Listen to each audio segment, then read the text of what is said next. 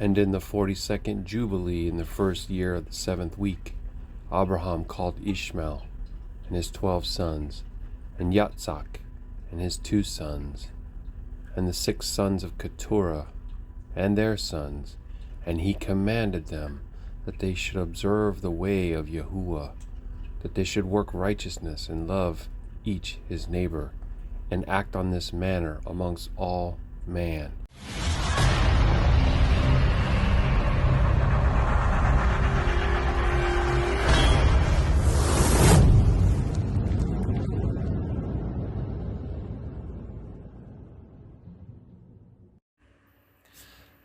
Shabbat Shalom. I am Yarmiyahu, Watchman Yarmiyahu, Qadashayam of Yasharal, and we're going to be going into part 4. Part 4 of the book of Yubalym. I've chosen the title Amunah, like Abraham. Amunah is a clean Abrit word that you can use in place of faith. Faith is how do we describe what faith is and why it's an unclean word to use? It's because it's a goddess. Because it's a goddess. You see sola fide also in the Reformation circles that I used to run in when I was first coming into all this truth. Sorry that we are starting a little bit later than normal, because we did have very strong winds that came through overnight. What did you say, babe? 80 mile an hour gusts. 80 mile an hour gusts. I think this was like part 2 of the bomb cyclone, that they try to make it seem like that's a normal. Yeah, they weren't saying that this one was a bomb cyclone. Yeah, right. It's just a regular cyclone. I was saying I think it is, but they're not admitting that to that. But to just get 80 mile an hour gusts, I feel like there's a little bit of manipulation going on. So I'm trying to see if everybody can get in. Welcome in. Please double tap the screen, share the live, get some more people. We're going to be talking about some very interesting topics. And hey, what's up? What's up, Elder? How you doing, Aki? It's great to see you in here. The last, let me see. 2 days ago was the new moon day. It was the first day of winter, and I did a video on that, and I shared that. That was up in the Facebook, and it's on the YouTube channel. The link to the YouTube channel is in the bio if you want to go check that out. I think we called it New Moon Winter Day was the name of the video.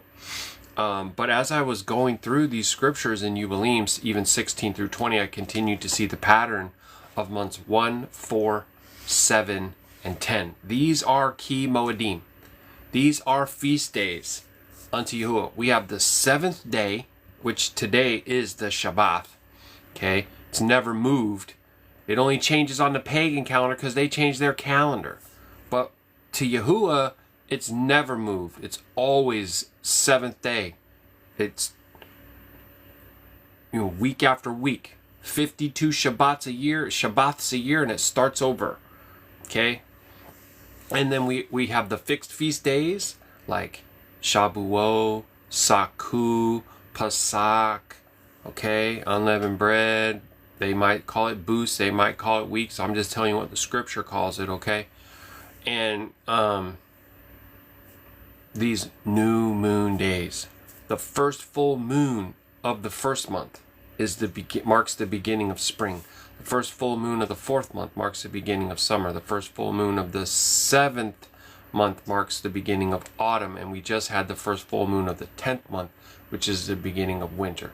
So technically we're in winter right now. I can actually flip my camera around and show you the calendar. Just one moment. I know it's going to be a little bit hard to see, but this up here is Abib. This is the name of the first month.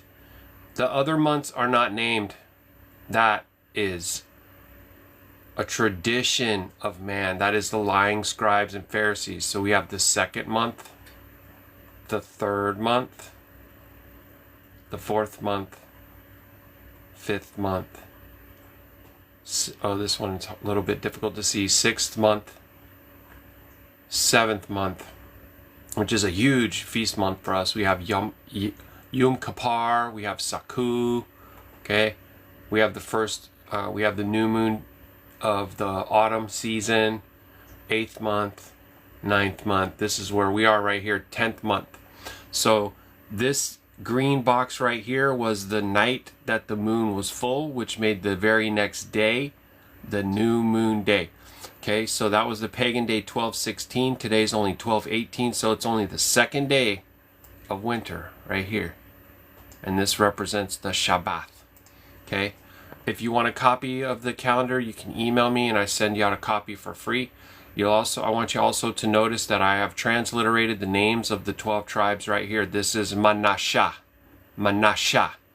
and these colors also represent the stones that were in the priests. What was that chest plate that they wore called? It's not called an ephod. That's for a measure of flour and oil. Put it in the chat right here if you know the name of the breastplate that the priests would wear that represent the stones of the 12 tribes of Yashar'Al. Okay, so right here you see this is Ra'uban. I know they tell you that it's Reuben, but they speak Yiddish and they add vowel points to Yahuwah's pure language. That's just because they're evil like that. This one is Shamu'an. Laui.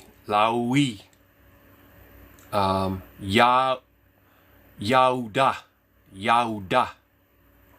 All right. Yashakar. Baruk Atah Yahuah. This one, Zabulon. Naphtali. Or we might say Naphtali. This one, I'm not sure exactly how we pronounce this, but it's a Gamal and a Dalet. Just like the four mighty one's name. So I think they tried to copy that. I think they tried to change the vowel sound in the middle and make it God, because it's a four mighty one. So maybe this is just Gad.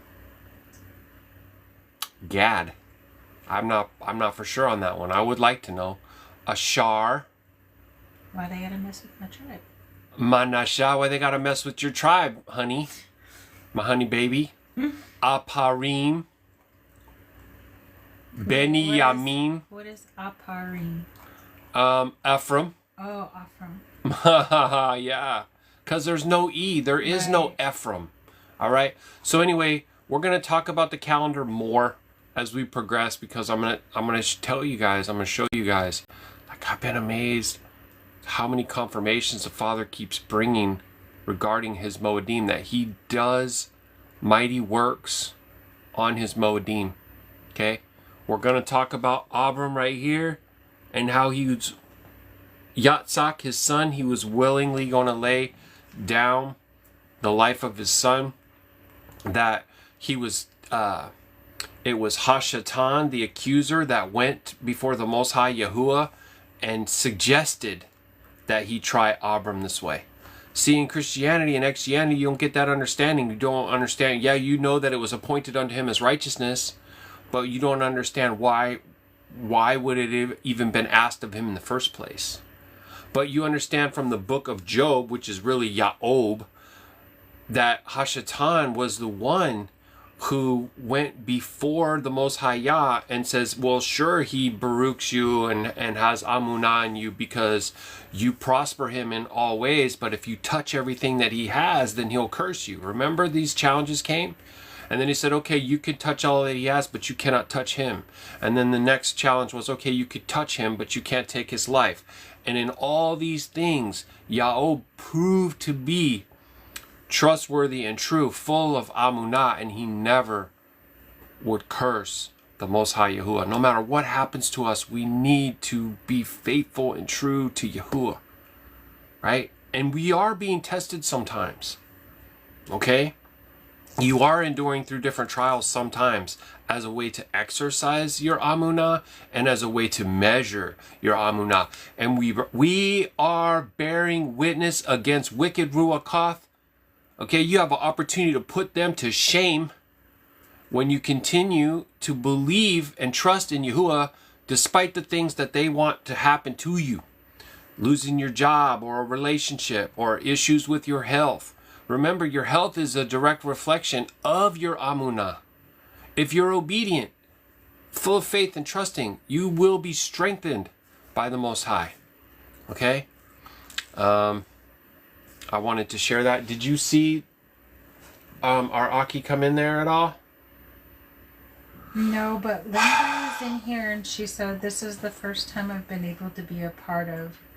Sadly, I'm out and about running errands, but I shall listen as intently as I can. Yahuwah willing, it will be uploaded to YouTube. Yeah, Baruk Yahuah, thank you, sister. I do hope so. So someone's asking me, what is Amunah? Amunah is the word that they use in the Babels as faith. We don't say faith because it's a foreign mighty one. It's the name of a goddess. We're not supposed to have the names of foreign mighty ones upon our lips. That's why I put out information to help the family to have a clean tongue. Like a 2-part series on the YouTube channel called Clean Lips. I even have a playlist called Unclean Lips that has other brothers. One who's no longer with us, Watchman Yeshai from the Watchman of Yahuwah. I will recommend that you check out their channel.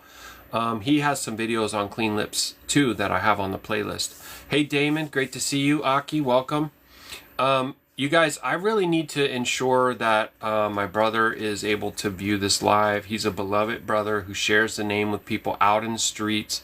He's 77 years old, Baruk Yahuah, and I just want to make sure. So I'm going to actually have to go and come back because I have no other way. I have no other way that I know of. I'm thinking for a second. Maybe I can. Let me just try something. Please let me know if you have any questions because I would like to try to answer questions and I'm going to try to get into the reading as soon as I can. I just need to make sure that I give him an opportunity to join. Last New Moon Day, 2 days ago, he ended up missing the whole thing. Hey Judah, why are you a mocker? Why are you a scoffer? You got a problem with me because of the color of my skin? Look how clearly the Ruach lets me know what you're all about. See that?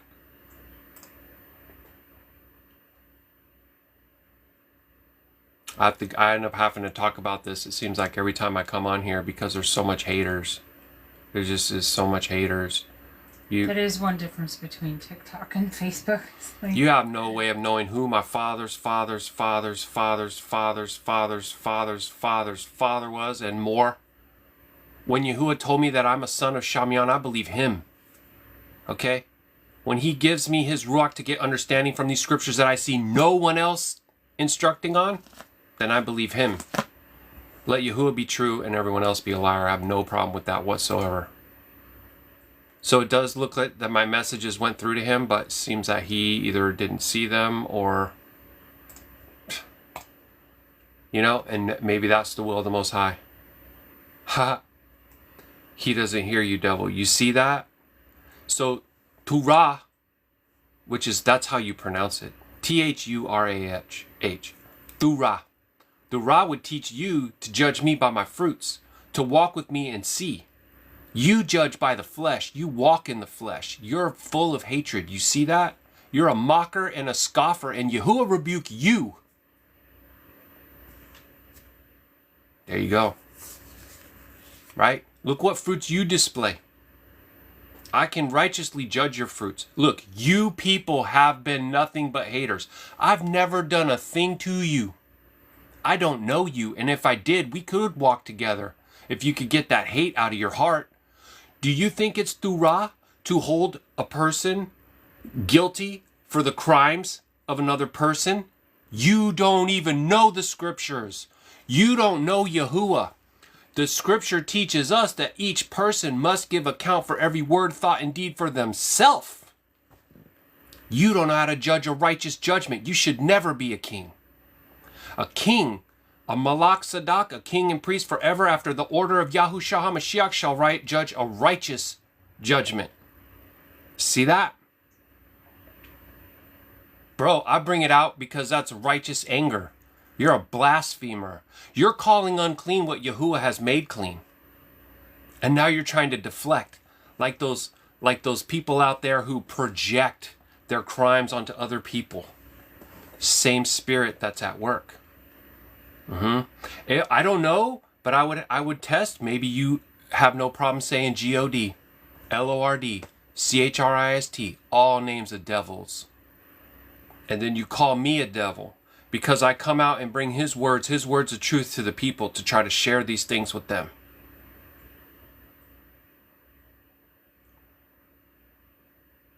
There's no E in Abrit. You know what I mean? I would do my thing to try. I would be patient. I would answer questions. I would endure with you. You come as a mocker and a scoffer and you make a judgment without testing anything. That's sad. All right, so I'm just going to go ahead and have to move forward. So I don't know if my brother's going to be able to get in on the Facebook side of things. Facebook to me is horrible. It really is.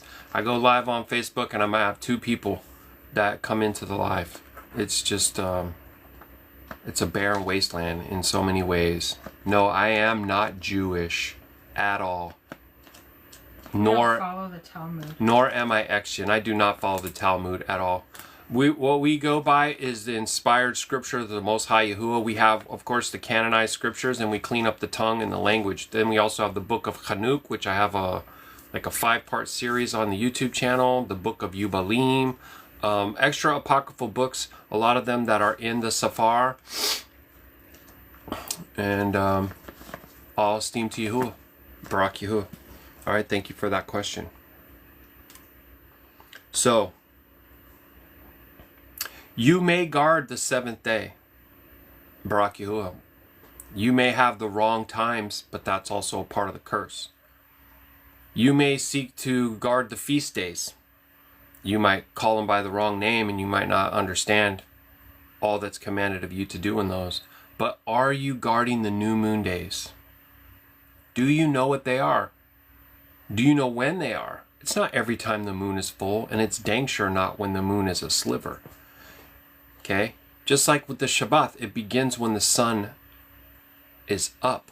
When the sun comes up till the sun goes down. It's not 24 hours and it doesn't start at night. These are the teachings of those who say that they are Yashar'Al, but do lie. Who worship after Saturn, Hashatan.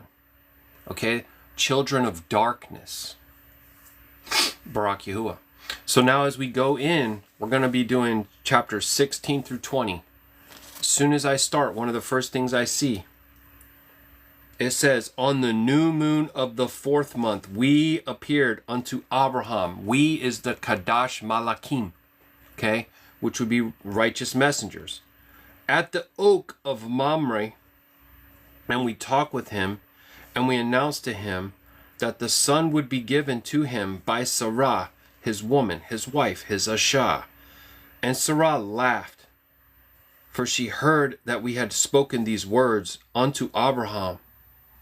And we admonished her, and she became afraid and denied that she had laughed on account of the words. So she was rebuked for being a scoffer, okay? And she didn't repent. But let's look at this new moon of the 4th month. So what I'm going to do is I'm going to go back in here and I'm going to show you guys his Moedim. Flip this camera around. Hopefully you can see it. I went over this a little bit in the beginning. If you email me, I'll send you a copy of this. It's free. That's month 1, month 2, month 3, month 4. Baruk Yahuah. Right here you see in the green box, that was the full moon of this year. The very next day was the new moon day. A confirmation on this that I've been bringing out in my studies is look at what happens. Look at how Yahuwah does mighty works on his Moedim, his appointed times, his appointed seasons and feasts. Okay? They appeared, the angels came to Abraham on the new moon of the 4th month, which would be the beginning of a season. Okay, just like one earlier we read in Nuke or Nak, the one they call Noah because they twist the language. When he was commanded to build the ark, when the waters began to fill up, when the waters began to empty, when he saw the earth and was joyful, all these things happened on months 1, 4, 7, and 10. At the new moon of those months, which is the beginning of new seasons. Okay, so I'm showing you there's even more confirmations. Now we have special events happening in Abram's life on these moedims as well. Okay, and let me go ahead and continue. And we told her the name of her son, as his name is ordained and written in heavenly tablets, sapphire stones in the Shemayim. Okay, I believe they're stone tablets built out of pieces of the firmament, which is a sapphire blue stone dome that covers the creation. Okay, it also traps wicked Ruach Ha'Qadash here. They're not leaving. They're not escaping. They wish they could go to Mars or Saturn or someplace, which those are even lights. Those aren't rocks or terra firma. Okay, they're trapped here until the day of judgment. And they hate him and they hate us. Okay? So the name is Yatzak. Okay? Yatzak. And that when we return to her at the appointed time, she would conceive a son. So they brought the message that you were going to have a son in your old age, that you're going to give him this name, and that it's going to happen at a particular time. A particular time. Baruk Yahuah. Okay? All right, so it goes on to say, I'm in chapter 16, verse 5. And in this month, Yahuah executed his judgment on Sodom and Amorah. So look at this. We're still in the 4th month. He's bringing a word of a Baruk unto his servant, Abraham, and he's bringing wrath and judgment upon the wicked, the lawless, the fornicators, the adulterers. Okay? Sodom and Gomorrah, they call it in the King James. As we saw at the beginning of this live. Hey, Damon, I don't understand what you're saying there. Sorry. Wow. People, Aki, we are Yahuah. Can't let people, thoughts, and actions bother us. We rebuke and correct. I was rebuking firmly. You're right. That's just zeal. That's his passion. These people trouble a great many of the Mishpachah, Aki, and you know that. Oh, we had a hater in here? Oh, okay. Thank you for that. And I'm sorry that I'm not moderating the chat as much. If I need to block someone or something, please let me know. Okay. So he brought a word of Baruk unto Abram and Sarah to have a son Yatzak, and also brought his judgments, Sodom and Gomorrah and Savim and all the region of the Yarden, and he burned them with fire and brimstone and destroyed them until this day, even as lo, I have declared unto you all their works, that they are wicked and transgressors exceedingly, and that they defile themselves and commit fornication in their flesh and work uncleanness on the earth. And in like manner, Elohim will execute judgment on the places where they have done according to the uncleanness of the Sodomim, like unto the judgment of Sodom. So there's more of that to come for those who practice such abominations. But Lot we have delivered, for Elohim remembered Abraham and sent him out of the midst of the overthrow, and he and his daughters committed a great chatah, transgression upon the earth, such as had not been on the earth since the days of Adam until this time. For the man had lain with his daughters. Remember they deceived him? Anthony Deloma just joined. Hey, Shalom, Aki, welcome. Tried to message you. We've only been going for a little while, okay? We are in the book of Jubilees, Yubalym, and I am in chapter 8. Verse 8. Chapter 16, verse 8. Ugh. I know you were trying to get him in here, so I just wanted to make sure you knew that he's here and watching. Love you, Damon. Thank you, Aki. Love you guys. Thank you guys and so much. I can't moderate the TikTok because it's okay. I'm doing this one. It's okay. I hope we're not biting off more, but then we can chew, but it's okay. Okay, so verse 9.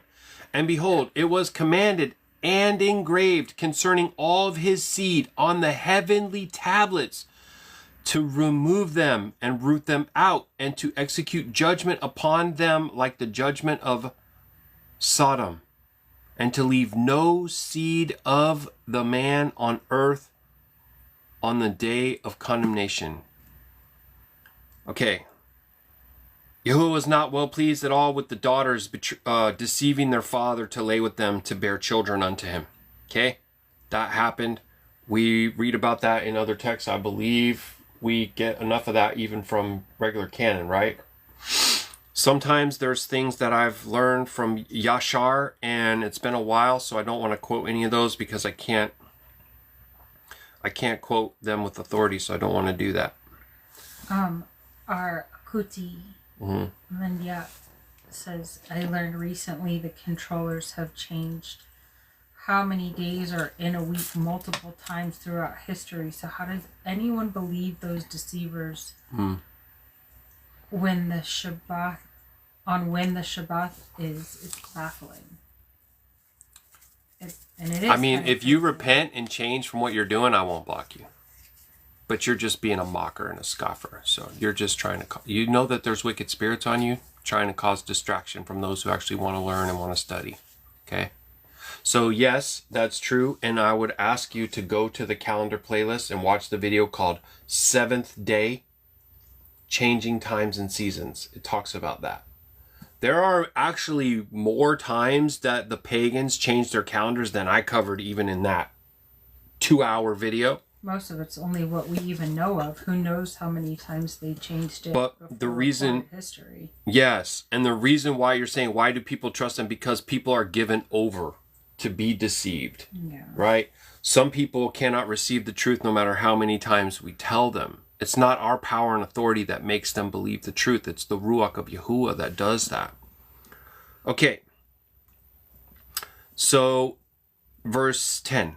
And in this month, Abram moved from Hebron and departed and dwelt between, it says, Kadesh and Shur in the mountains of Gerar. And in the middle of the 5th month, he moved from thence and dwelt at the well of the oath. Interesting enough. No, there isn't anything of significance that I can spot about the 5th month being mentioned right there. Okay? Yes, honey. Shabuo is oh, that's like the 3rd month. Shabuo is in the middle of the 3rd month. It's okay. Verse 12. And in the middle of the 6th month, Yahuwah visited Sarah and did unto her as he had spoken, and she conceived. Did you hear what I just said? Did you hear what I just read? Yahuwah visited Sarah in the middle of the 6th month. That's hardcore, you guys. Make sure we understand that. So the 6th month, 4, 5, 6. Okay, I don't have anything right there either. The only thing that I would say is because the 6th month has 31 days, the very middle of the month is the 15th day, which is... Nope, that's not... I wouldn't even say anything about that. Okay, so in the middle of the 6th month, Yahuwah visited Sarah and did unto her as he had spoken, and she conceived, and she bore a son in the 3rd month. Now, this is significant, right? In the middle of the month. So I'm going to go back up to the 3rd month now. And Maya Shah was, this often happens to her. She's ahead. She's like the cart? No, the bright student in the class. So Here she comes with what she just said, and then watch this, you guys. So I'm going to flip the camera around so I can show you this is the 3rd month. Okay, look what's right in the middle. The 11th day of the 3rd month is Shabuot, which is exactly 50 days from the first day after the Shabbaton of unleavened bread. So if you started counting right here, this is the first week, that's 7. This is the beginning of the 2nd week. Okay, that's 14, 21, 28, 35, 42. What's after that? 49 plus 1, 50. Bam. Look at that. Okay? You guys see that? Let me flip this back around and we go back into the text. I'm emphasizing a lot on the calendar because I'm trying to show people the truth so we can walk in his Moedim. It was a curse for us to lose the times and seasons. It happened when the sons of Nuch broke the agreement and drank the blood, and everything became dislodged. And the enemy's been constantly doing the same thing to try and deceive more and more and more, causing confusion with the calendar and everything else.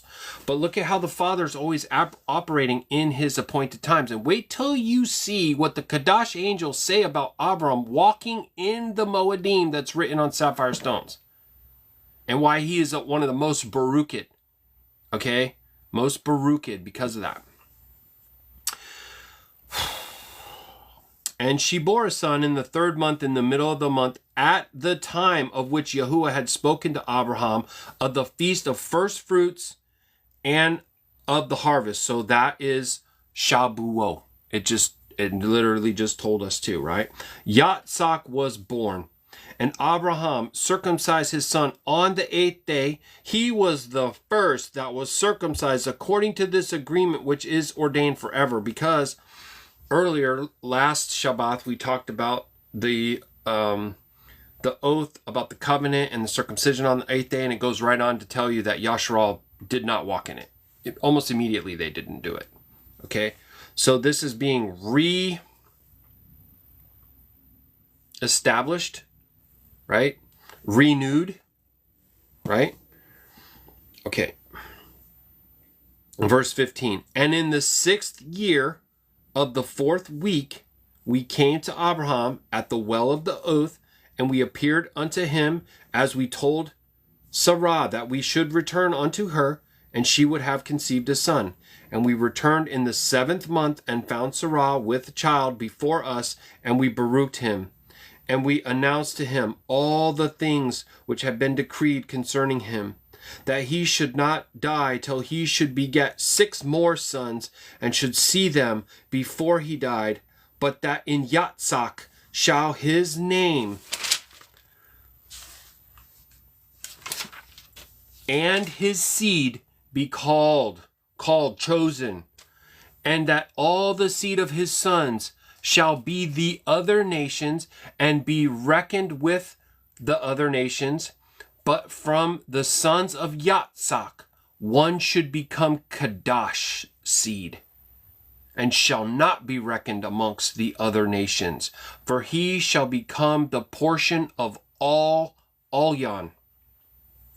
And all his seed had fallen into the possession of Elohim, that it should be unto Yahuwah a people for his possession above all the nations, that it should become a kingdom and priests and a Qadash nation. Yes, honey. Kuti on Facebook has a comment. Okay. We are in summer in Tasmania. Do you feel the enemy has manipulated the seasons to be different? And my response was, I think it's a result of the earth being changed after the flood. Yep, it's a result of the fall that happened. And we have established that our Moedim needs to be consistent with Yashar'Al, with the land of promise, with the place that the Most High Yah placed his name forever. So it is difficult for you guys being in a completely different climate, in a different region. Yeah. But I would encourage you to still walk in these times, to walk in this calendar. Absolutely. Great question. Okay, so going back to it, they returned in the 7th month. Okay, let me show you guys something else. I gotta turn off the background again and flip the camera again. Okay. So let's go to 7, 4, 5, 6, 7. Okay, so just so you guys know, this is a really huge month for us, right? We have Yom Kippur, which is from the evening of the 9th to the evening of the 10th, and we have Saku. Okay? Now, this is also the first new moon, or the first full moon of the 7th month, which is the sign in the Shemayim for the beginning of autumn, which would have begun on this day. The next day would be the new moon day. This one also just happened to fall on a Shabbat, so already we are, no servile work, Qadash assembly. Those are the things that we do on new moon days. We have no servile work, Qadash assembly, an offering made by fire unto Yahuwah, and what am I forgetting, babe? Oh, blow the shupar, ram's horn. It is a shupar, not a shofar. Okay, guys, listen. The enemy has done a lot of damage to the language, to the traditions, and all these things. They perverted the crud out of the way. Okay, and so Baruk Yahuah, that he's going to reestablish it for his people. So let me continue going on with the text, because I know from pre-reading this that they're going to talk about the feast that I was just showing you, where we are in the Moedim. And we went our way, and we announced to Sarah all that we had told him, and they both rejoiced exceedingly great joy. So she's believing now. Remember, at first she didn't believe. And Abram believed and she didn't, right? And that's why she was like, oh, go into my handmaid, Hagar, right? That's why you don't always listen to your wife.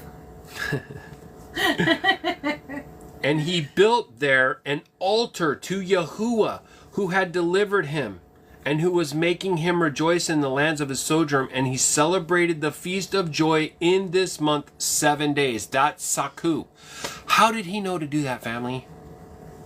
The answer is obvious, but I'm just saying, in Christianity they have no understanding, and they think, oh, they got the law at Mount Sinai, and that's when they learned all the feasts and all this. No. Okay, even the sons of Adam knew to make sacrifice. Remember Cain and Abel? They knew to make sacrifice. Nuke made sacrifice on an altar. When they built an altar, they would just take stones and pile them up. They didn't take brick and mortar and do all that. That comes from the fallen angels. That altar is still there at the base of Sinai. To this day. Okay? So he celebrated with great joy in this month, 7 days, near the altar which he had built at the well of the oath. And he built Saku. Saku. That's how we would pronounce that. What do they call it? Sukkot, Sakut, different things. Okay? For himself and for his servants on that feast. He was the first to celebrate the feast of Saku on the earth. Okay? Oh, wow. Yeah, this is huge stuff. These feasts are written on sapphire stones in the Shemayim, so they're actually outside of time. Abba doesn't do anything, like he doesn't he doesn't make it up on the fly. He already knows the beginning from the ending and everything in between. He's not reactive to Right, he's not reactive. Exactly, great way to put that, honey. So it's gonna talk about this coming up too, when we talk about Hashatan telling Yahuwah that he should tempt Abraham and stuff like this. Yahuwah already knows, that Abraham's going to be faithful. Abraham. Okay. And during these 7 days, he brought each day to the altar an ascending smoke offering to Yahuwah. So I wanted to just say, for anyone who doesn't know, like, we have instructions to roast meat on the fire unto Yahuwah every day of that feast. And that's one of my favorite times of the year. You know what I'm saying? But I'm just saying, this is written and ordained for us to do. And it says forever in all your generations. So there's no getting around these things. Okay? Like, I'm sorry, but the enemy really pushes an agenda that is against these things. And I think it's for a reason. Because Yahuwah gave us these things because they're a tremendous Baruk to us. The enemy doesn't want us to have these things. Okay? I know some people get offended, but just examine, I'm telling you. Test it and see. Okay, it says 2 oxen, 2 rams, 7 sheep, a he-goat for a chatah offering. that he might atone thereby for himself and for his seed. You see, let me tell you something. Abraham was a mighty man of war. He went and fought against multiple kings to recover all that was taken and to rescue Lot and his family. Okay? He's a man of great means. Okay? He was given by like Pharaoh, gave him great possessions and gold and everything and said, go, leave, get out of here. Okay? This is just stuff that I want, that to me is profound, that wasn't taught to me in Christianity, that I want you guys to understand these things and look at these things because it's important. This is our ancestry. This is our family tree. This is our heritage. Okay? And as a thank offering, 7 rams, 7, and I don't want to say this word,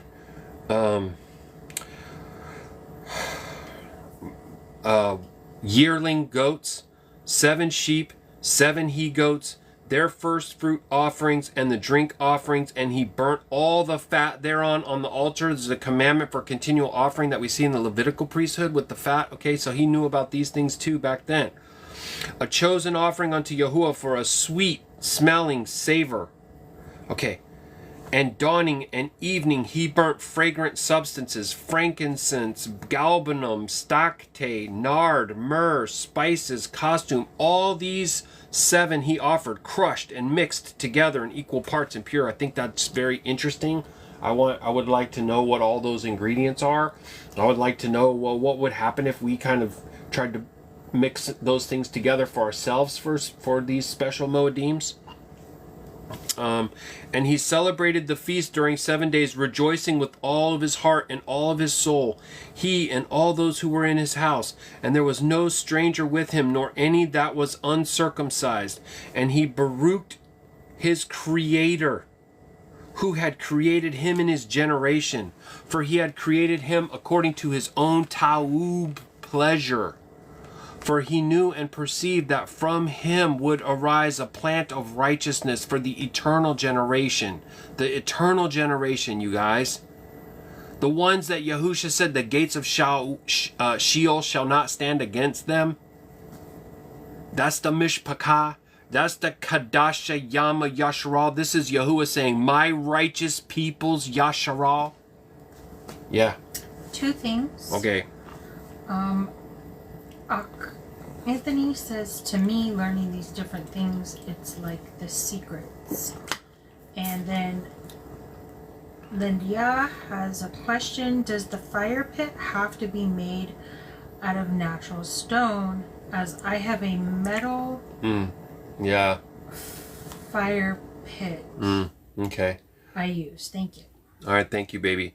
Yes, Aki, it is very much like that. And these things are not for everyone. And I've been trying to communicate that to you. I feel that the Father's given me time to establish a library of content that's on the YouTube channel that my brothers and sisters can go back and chew on. There's meat here. Okay? These are things that are being given to us that aren't given to everyone else out there. This isn't the kind of stuff that we necessarily just go and take when we're trying to evangelize to people on the streets like you do, to bring them to the true name. But if they are, yeah, if they are his and they are born again by his Ruach, then they're going to want to seek these things and know these things because we have a very great interest in these things. Okay, hallelujah. Also, it's a great question, okay, about the altar. I'm assuming that you make meat sacrifices on feast days. Now, when I say sacrifices, I mean all praise, all esteem, all thanks to Yahuwah for this bounty that he gives, right? That's what it is. If you eat meat sacrificed to idols, you're thanking the Lord, Jesus, and God for these things. Okay, those are demons, right? You're praising idols for the things that you should be thanking the Most High Yah for. Does the scripture say to just take regular earth and stones? Yeah, it does. Even ourselves out here, we have assembled. It's like a little. What did you do? You went to Home Depot and got a bunch of the blocks and then kind of stacked them up. Okay. Sometimes I wonder, hey, am I supposed to try to figure out a way to go lug river stones back from the slough and rebuild that? Maybe so. You know, maybe in its full Qadashness. And maybe having the metal one there, I don't want to stand in judgment of you for your fire pit. I'm just telling you that what the scriptures say is to take earth and stones that have not had any tools applied to them, and that's what we construct the altar out of. But this is a great question. But that's also going to require you guys to make a decision as a family with your husband to Palal and to Yahuah and see if he leads you and calls you to change that. Right, and like obedience first, and then he'll lead you into that, right? Like I did tell her ours is cinder block. Yep. It's probably preferred, but I think you're okay. The point is obedience. We begin with what we are able to at first, right? Right. And so what is it that makes the sacrifice of a sweet aroma unto Yahuah is our heart condition. Yeah. Well, I don't know why my phone is flickering. Oh, it's the laptop behind me doing that. Sorry. So that is the most important thing, right? You don't want to honor him with your earth and stones, but your heart is far from him. Does that make sense? We got to make sure that we get that. That's the number one thing. Right, like if all you have to offer, and sorry if this is a poor example, is like a pack of hot dogs, but it's all you've got. Yeah. Right? Like the lady, all she had was like... She gave all that she had. She gave all she had. Right. It wasn't that much, but it was everything to her. Exactly right, baby. Yeah. Exactly right. Yep. That's exactly right. Okay, so... you know what's so great about these studies? You break everything down and you explain everything. It's awesome. Oh, well, it's my honor. I try. Anthony. Thank you, brother. Okay, so... And he baruked and rejoiced and called the name of the feast of Yahuah. Hallelujah. So if you want to call Saku the feast of Yahuah, you can. I've seen them do the same thing for the Pesach, right? Because it is his feast. They're all right, and they need to be about him. Yeah, they need to be about him first and foremost, more than just like the how you do it exactly and stuff like that. Yeah, and what my just a whitewash tomb. What my Shah brought out is the most important thing. Honestly, I feel like you need to guard the seventh day. You need to work out for yourself exactly when it is. Those people who say that they're Yashar'Al and do lie, they do not have his place to part Moedim. They are not walking in his true seventh day. I'm just telling you, I bear witness against them. It is a seal for him and his people alone. And when you start to walk in that, he starts to strengthen you in other areas. He increases your understanding. And next thing you know, you're being transformed, completely changed. And you thought you were being changed when you came out of Exianity, but he has more. He has more works that he's going to do in you, you know? All right, let me continue. A joy acceptable to all Yan, and we Baruch him forever, and all his seed after him throughout all the generations of the earth. So this, when they say we Baruched him, this is the Qadash angels that are saying this. This comes from the perspective of the angels, the Qadash angels, okay? And yeah, we talked about it a little bit the other day. I will just say, they write their names with E-L at the end. Raphael, Mike-El, Gadriel, all that. Those are false names, okay? That makes them servants of El, which is a Canaanite name for Baal, okay? But when I looked at some of the letters, I saw Aleph Lamed at the end. Aleph Lamed is what we have for Elohim, Almighty. Yeah. Okay? So just so you know. And it's like... This part's really got me stuck. There's no I either in like Mikal all, right? Yeah. Like he's the Mikal is like similar to the Malak, right? And then it's like all. Remember we looked at that? The naming. Sorry. It's okay. The name of the angel that they call Michael is Mika'al. It means who is like Elohim. Serious question. If we are to only serve the Most High, how can one have servants? Well, so this is a great question, but I'm going to answer it actually pretty simply. So Maya Shah can serve me, and in serving me, she's serving Yah. because Yah has commanded her to do that, to submit herself to her husband, right? Our bodies are a living sacrifice. So if I come and serve you, if I wash your feet, if I do something for you to Baruk you, I'm also serving Yahuwah by doing his will. Does that make sense? So we have scripture that tells us how to be subject unto our masters, our earthly masters, and we need to do that. Came not to be served, but to serve. All right, great question. Thank you. Okay, chapter 16, verse 29 says, "For this reason it is ordained on heavenly tablets concerning Yashar'Al," which is all Yashar'Al, not just Yahudah, all of Yashar'Al, okay? "That they shall celebrate the feast of Saku 7 days with joy in the 7th month, acceptable before Yahuwah, a statute forever throughout their generations every year." And I see these people who are like, "Oh, you don't have to do that because you're not in the land," or "that's done away with," whatever. Bogus, right? It's perpetually throughout all of our generations. So when we love the Most High, then we want to guard his Moedims, his feasts, okay? All right. "And to this there is no limit of days, for it is ordained forever, regarding Yashar'Al, that they shall celebrate it and dwell in Saku, and also place wreaths upon their heads, take the leafy boughs and the willows from the brook, as Abraham took branches and palm trees and fruit from taub trees, every day going around the altar with the branches 7 times in the dawning, praising and giving thanks unto Elohim." Okay? I will encourage you to do that. I think that the Father rewards our obedience to these things. And we have had a few seasons of Saku now, but I need to do that more. That's a conviction that I have, a personal conviction that I need to do that more. That's my favorite part. Yeah. My favorite part's roasting the meat, and her favorite part is dancing around the altar in the dawning, which is beautiful, right? But also, the amount of time that we get in his word and all that. Yeah. So all that, you guys, one chapter. I gotta try to pick this up. So we're in chapter 17. Now this is great. Listen to this. "And in the first year of the 5th week, Yitzhak was weaned in this jubilee, and Abraham made a great banquet in the 3rd month." Here we are again. 3rd month. What's the 3rd month? Who knows? Write it in the chat. Oh. I know you know, baby.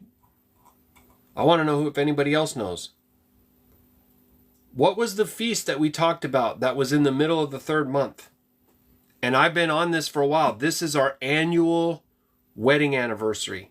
Remembrance that we are his people. We are his bride. He is our husband forever. That we are in this oath together.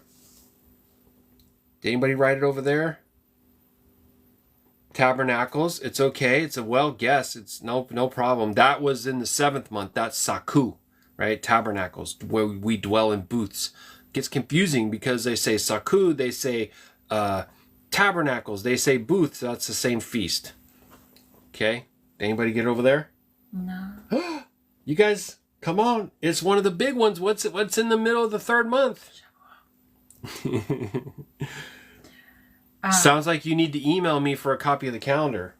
Akuti says, "I am still amazed that Yahuwah is revealing his truth to me, as I was a transgressor and so stiff-necked. I try to serve and seek Yahuwah in all that I do." Halal. Yahuwah. All praise. Yeah. Sorry, I have difficulty with L's. All right. Oh, I see you, T. Lee. That's close. You wrote Shah. Oh, very, very close. So that, I'm going to actually try to reply to this with what I would consider to be the spelling based on the letters. Okay? Shavuot. Okay? So yes, they call Shavuot. That's exactly right. Okay? Is it a uwa? And then, how do you... I don't have that right in front of me right now to do that. If you want me to do that, we're never going to get through these verses. I was just trying to put it. Oh, so I wrote Shabuo, and there is a video on the YouTube channel where I actually transliterate the letters and explain it and go back and look at like Kapha in the upper room in the book of Acts, what they call Pentecost is Shabuo. Masha at Mount Sinai sprinkling the blood on the people is Shabuo.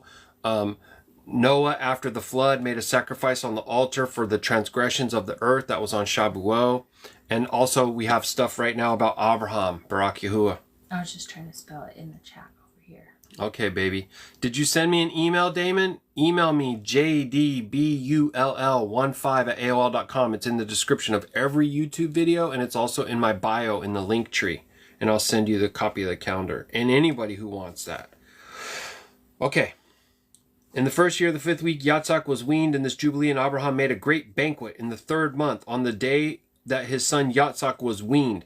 And Yashma'al, the son of Hagar, and we say his name as Ishmael, the Mitzri, was before the face of Abram his father in his place. And Abram rejoiced and Baruk Elohim because he had seen his sons and had not unalived childless.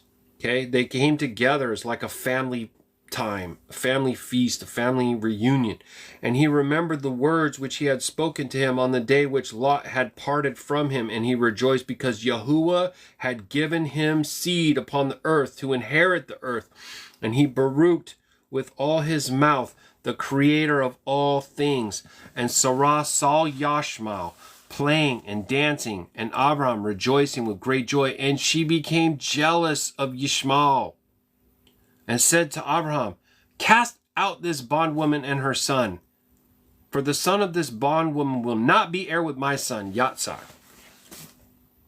And the thing was very grievous to Abraham in his sight, because of the maidservant and because of his son, that he should drive them away from him. And Elohim said to Abraham, let it not be grievous in your sight because of the child and because of the bondwoman. In all that Sarah has said unto you, hearken to her words and do them. For in Yitzhak shall your name and seed be called. But as for the son of the bondwoman, I will make him a great nation. Because he is of your seed. And Abram rose up early in the dawning and took bread and a bottle of water, and placed them on the shoulder of Hagar and the child, and sent them away. Okay, hold on just a second. Okay. My live ended for, I don't know why. Oh, no. So. Okay. So you're asking if I follow the Zadok calendar? No, I do not. I have my own calendar. I used to follow the Zadok calendar, but there's errors there. Okay, and even in the ancient writings of where the Zadok priesthood established a calendar, they actually say they began counting on the 4th day because that's when the sun was made. But go back to Genesis chapter 1 and read there, and you'll see that Yahuwah began counting on the 1st day and there was no sun. Day 2, no sun. Day 3, no sun. Day 4, there was a sun. But he didn't start over. He kept counting from there. Do you see what I mean? And in the book of Chanuk, it tells you the first of Abib is when it's equal parts light and dark in Jerusalem. So also understand this. If I show you on the calendar, I'm not trying to ignore what you said, baby. I'm just trying to buy you some time to figure out what's happening. Okay, so let me go back to this. This is the calendar. If you email me, I'll send you a free copy. So if you look in Abib is the 1st month.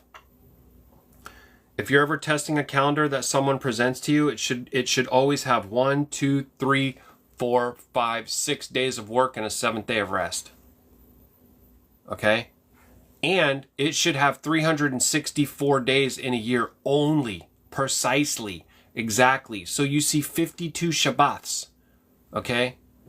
As far as how long a month is, we know from the book of Hanuk that it's 30 days for the 1st month, 30 days for the 2nd month, and 31 for the 3rd. And then that pattern repeats again. 30, 30, 31, 30, 30, 31, 30, 30, 31. So no one has to wonder how many days are in a month. The moon does not tell us how many days are in a month. The moon tells us when a new season starts. Spring, autumn, summer, winter, etc. Okay, Jeff, I'm so sorry. If you sent me an email a while ago and I did not get it, it could have gone to my spam filter, or spam folder. I'm sorry, that happens sometimes. Can you please try again, and I'll be sure to check my spam tomorrow. And so if you send me the email, then I will be sure and send it back to you. So I do sincerely apologize. That has happened to me a few times. I don't know why, but they send it to the spam folder, and that's wrong. Jay, we don't use the word God. That's the Babylonian deity of fortune's actual name. You can look it up in Isaiah 65:11. Yashar'Al was making food offerings and drink offerings to two demons, God and money, or Monet. Okay, we're live again. All right. So, just so you know, the name of the Most High is Yahuah, and the name of his son, Yahusha, and we definitely guard his feasts. I'm talking all about his feasts right now. Okay? Baruk Yahuah. Thank you, baby. Back live over there. Sorry, guys, we had some technical problems. Okay? Hopefully everybody gets back in. Make sure, well, I was going to say send a message to Delomo, but I can't. It won't let me because well, I don't think he's going to know how to get back in. I shared it to the Qadashayam Facebook group, so maybe he can find it through there. I don't know. Okay, thank you. That will be well. Yes, Chrissy has transliterated the names properly right there in the Anglit. You see the letters? Yahuah, because his name is Yod He Uah He, Yahuah, Yahuah, and the son Yahusha,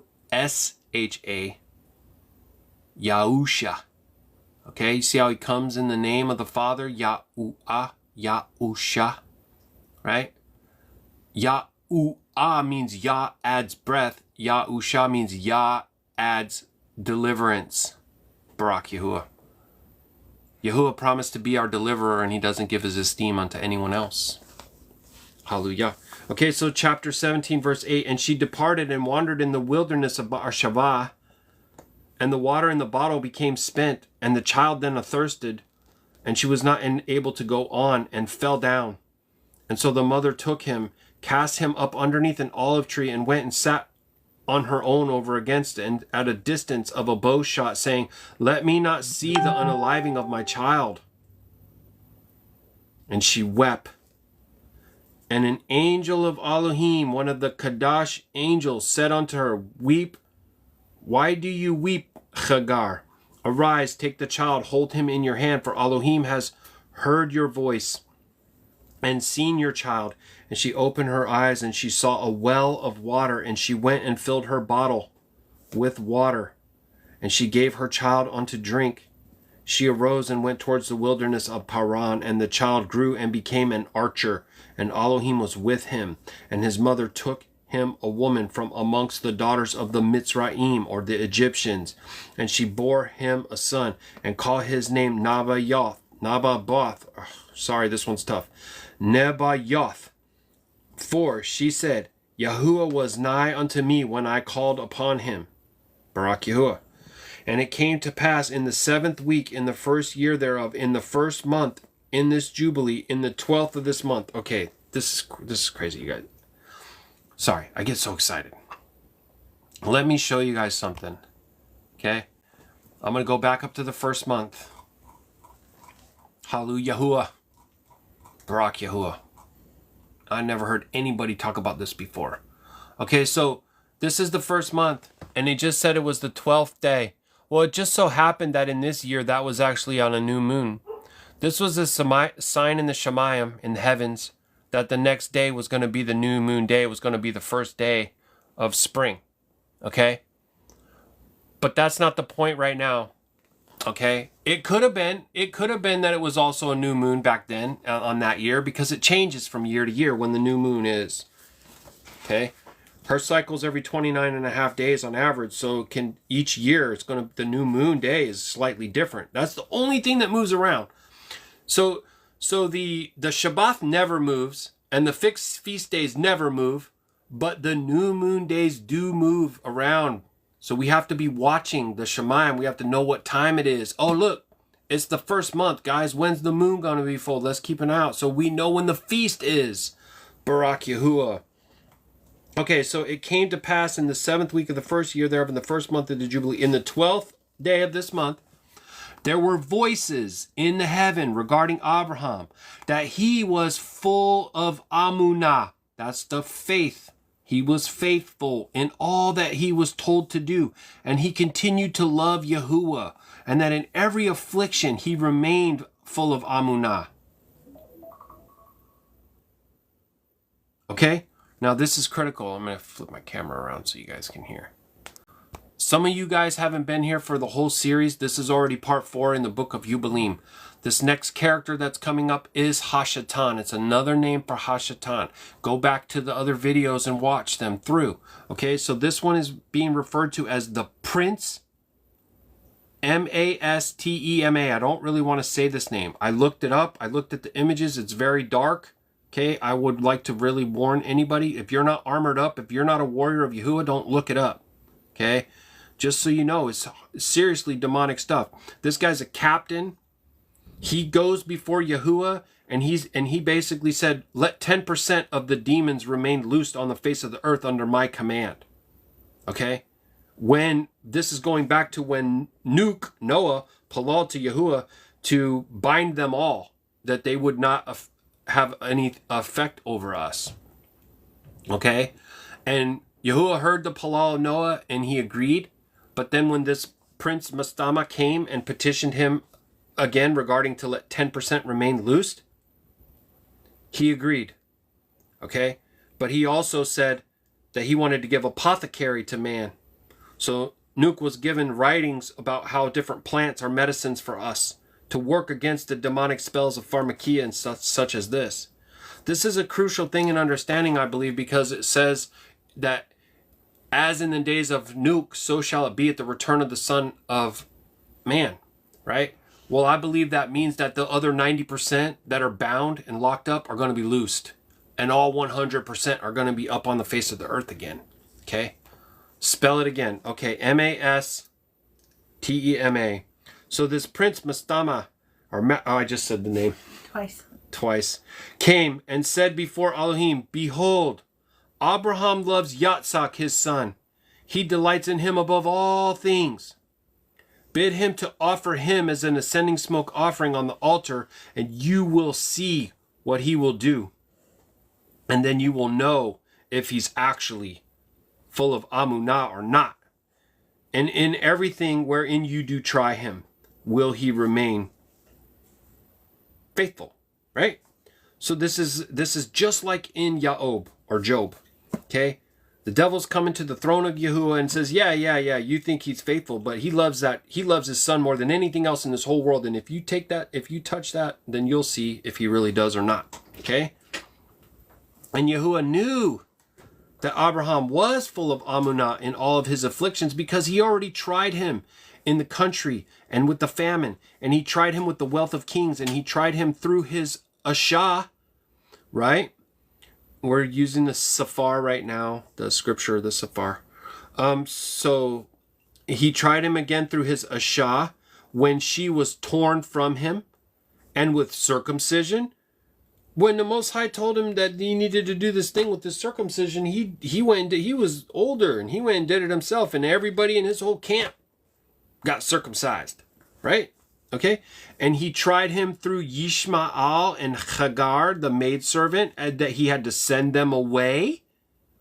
Remember, Yahuwah said, do it, don't be grievous about it. Do as your wife says, send them away. He's testing him too. He knows that he's faithful, right? And he knows that he's true already. And Hashatan's like, oh yeah, do this and that to test him. Yahuwah's like, get out of here, fool. He doesn't know that he's falling right into the prophecies that has everything to do with Yahusha, laying down the life of his own Achid, right? Okay, hallelujah, Yahuwah, how he is. Baruk Yahuah. All right, and in everything wherein he tried him, he was found to be full of Amunah, and his soul was not impatient. That's another key thing. I wrestle with this. I lose my patience. I need to keep my patience to be more. That's why I wanted to call this. That's why I chose to call this, right? Amunah, like Abraham. We already know in the King James it says that it was appointed unto him as righteousness, right? So when we're trialed, let us remain, don't get restless. Don't get worked up, you know?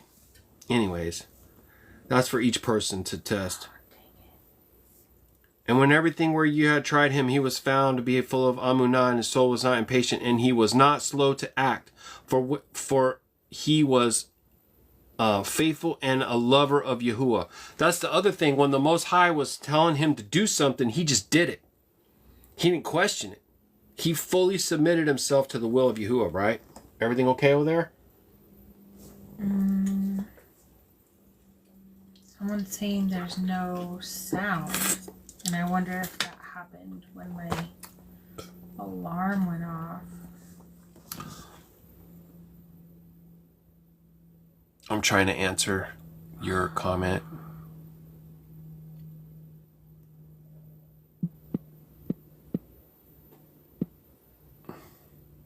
Yes, that's what it means. Also, we could say trust. And I probably should be saying that more. But I keep saying faith because people are familiar with that word. But it is the name of a foreign mighty one. And we shouldn't say it. Okay? But I'm doing it for right now for instruction. Okay? But I also instruct people not to say these things at the same time. So we're all, we're born in slavery and bondage and we have unclean lips. And so we're trying to learn. You know what I mean? You still have no sound over there? Got it fixed. Oh, okay. Hallelujah. We're going into chapter 18, family. Here we go. This is great stuff, right? Is it just me? I mean, I'm like over here, Hashatan comes to Yahuwah and says, yeah. You think that he trusts you? Touch his son and see what happens, right? This crazy stuff. And also how everything keeps happening on, the new moon of the 4th month, the new moon of the 7th month. It just keeps on confirming for me everything that I've been trying to tell you guys for like 2 years about these calendar, All right, Baruk Atah Yahuah. Chapter 18. And Elohim said to him, Abraham, Abraham. And he said, behold, here am I. And he said, take your Yachid, whom you love, even Yatzak, and go unto the high country, and offer him on one of the mountains, which I will point out unto you. And he rose early in the dawning, saddling his ass, and taking with him 2 young males, servants, Yatzak, his son, wood for the ascending smoke offering. And he went to the place on the 3rd day. Okay, you guys probably don't remember because I've gone on and on so much, but I'm going to back up a little bit. Do you remember when I told you that it was the 12th day of the 1st month? Right here. This is where we were the last time it gave us a timestamp in the scriptures. Okay? Now it just said the 3rd day. 1, 2, 3. Who knows what this day is? Who knows what this day is right here, the 14th day of the 1st month? Actually, not the day, the evening, the 14th evening of the 1st. You know? Yeah. I know you know. Does anyone else know? It's a very significant time, a very significant sacrifice for Yashar'Al, the evening of the 14th. It is. That's right. Ed Pasach. Okay, Pasach. So, understand what's happening now. Right? Yahuwah is telling Abram to go up on the mountain and sacrifice his son Yatzak on the Pesach. Imagine that. You guys know that Yahusha is the Pesach? He is the Lamb of Elohim. The sacrificed son. Who takes away the transgressions of Yashar'Al, right? Or they'll say the world. I know, I get it. Spotless lamb. off subject, but I am so, and try not to say that word, maybe say joyful, to find other follower watchmen Nazarene.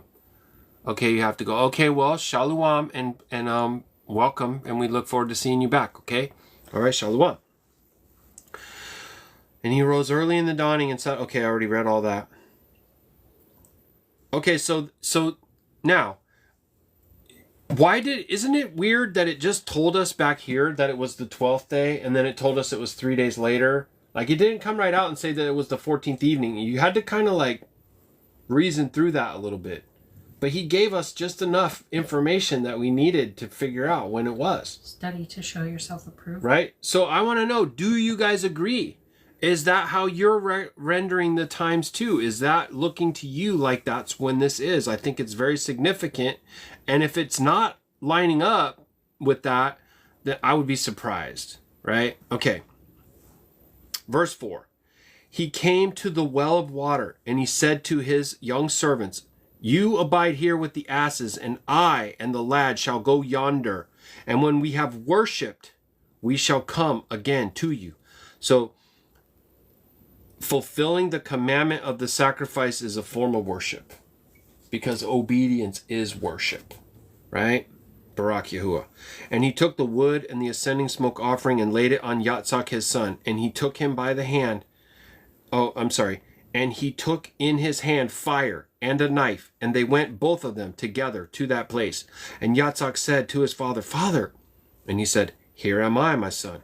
And he said, Behold the fire and the knife and the wood. But where is the sheep for the ascending offering, father? And he said, Elohim will provide himself a sheep for an ascending smoke offering, my son.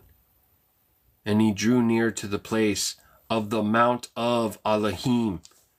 And he built an altar, and he placed the wood on the altar, and bound Yatzak his son, and placed him on the wood, which was upon the altar, and stretching forth his hand to take up the knife to slay Yatzak his son.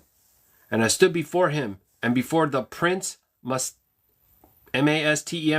and Yahuwah said, Bid him not to lay his hand on the lad, nor to do anything to him, for I have shown that he fears Yahuwah. Baruk Yahuah. Yeah, and we can't forget too that Isaac wasn't just some naive little boy, right? I got a feeling you were going to bring this up. Yeah, sorry. He No, was like you should. 35 years old. Like, right.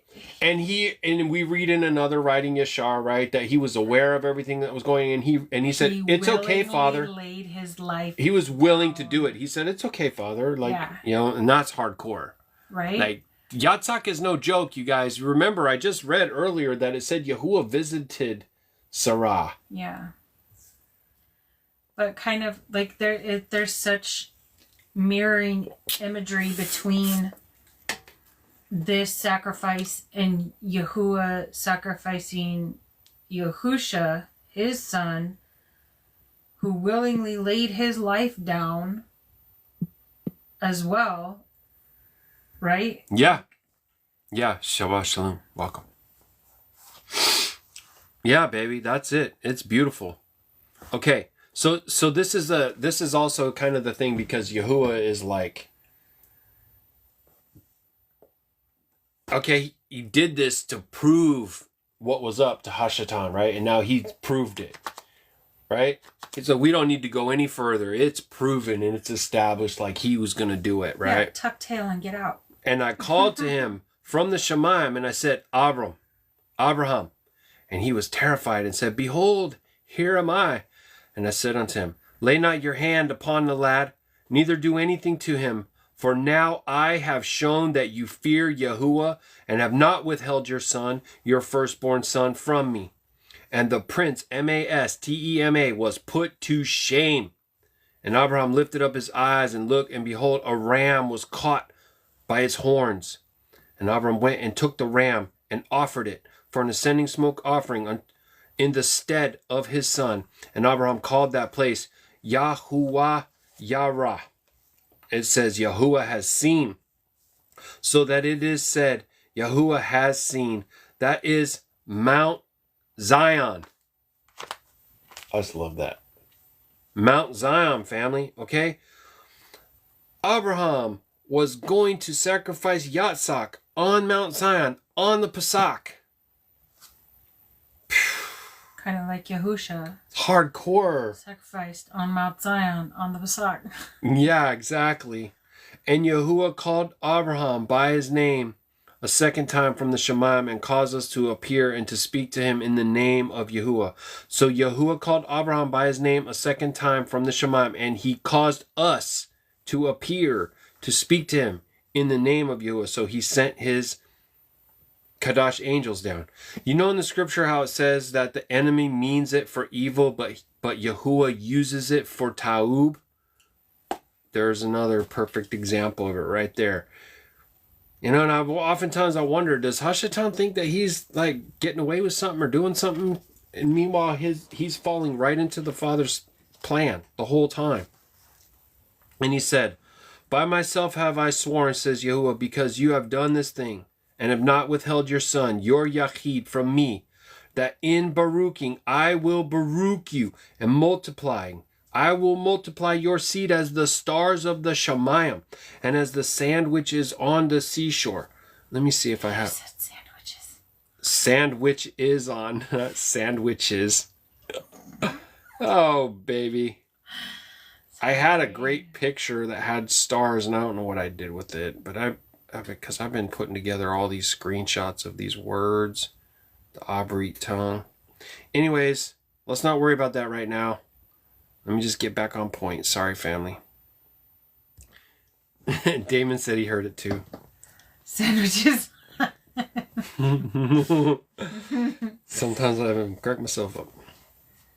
All right. And your seed shall inherit the cities of its enemies. And in your seed shall all the nations of the earth be baruched, because you have obeyed my voice.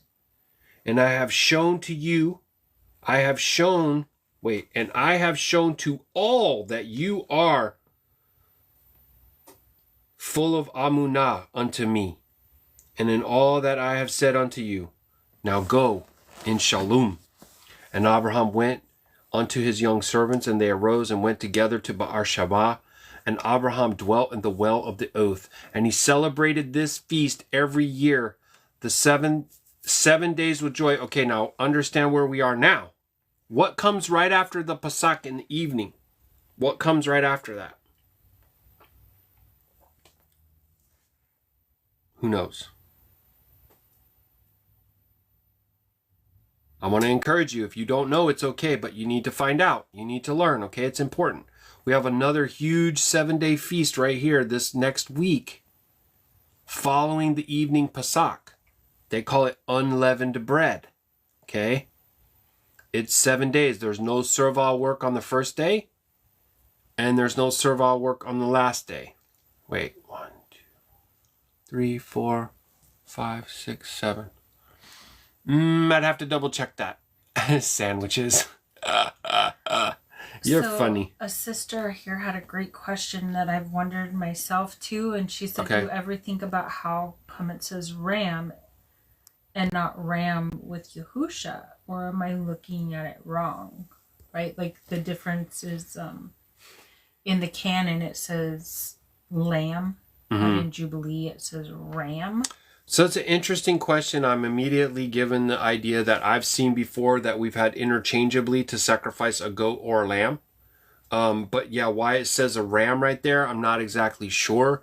That is pretty interesting, and I don't know if it's true, but I've seen before where there was like a lamb with horns. Is that a thing? I don't know. No, because a lamb is like, I think it's either under a year or under 2 years. I can't remember off the top of my head. But oh, right. That's true. That's a great point. Yeah, sometimes the instructions for the animal sacrifice says without blemish and under a year old. Sometimes it writes it as a KID, which we don't say KID because it's the offspring of a siren, right? Yeah, pretty much. Not specifically a siren, but so they're basically demon, they're Nephilim. Yeah. Right? If I understand, it's another name for Nephilim, and that one's difficult too. A lot of people say KID, but you should say maybe child instead. But in the scripture, it's written a lot that way. But I don't know if I can answer, like, why is it like that exactly? I'm not sure. I don't know. I've wondered that myself, though. Yeah, there's significance to, no, not Tabernacles. The Feast of Tabernacles is Saku. That's in the 7th month. She said unleavened bread. We're in the 1st month. No, I know this person just wrote Feast of Tabernacles right here. Yeah, I know. I was just letting you know she did answer, and it was correct. But as far as a shupar, it is a ram's horn, and even the word Yubalym means ram's horn. Do you need something, son? Okay. I just want to make sure. Yubalym means ram's horn? Yeah, I had that image. This is why I really do wish that I could just have a proper computer that I always work from instead of being half on my phone and half on this and half on that. I looked it up before, and that's what it means. What does shupar mean then?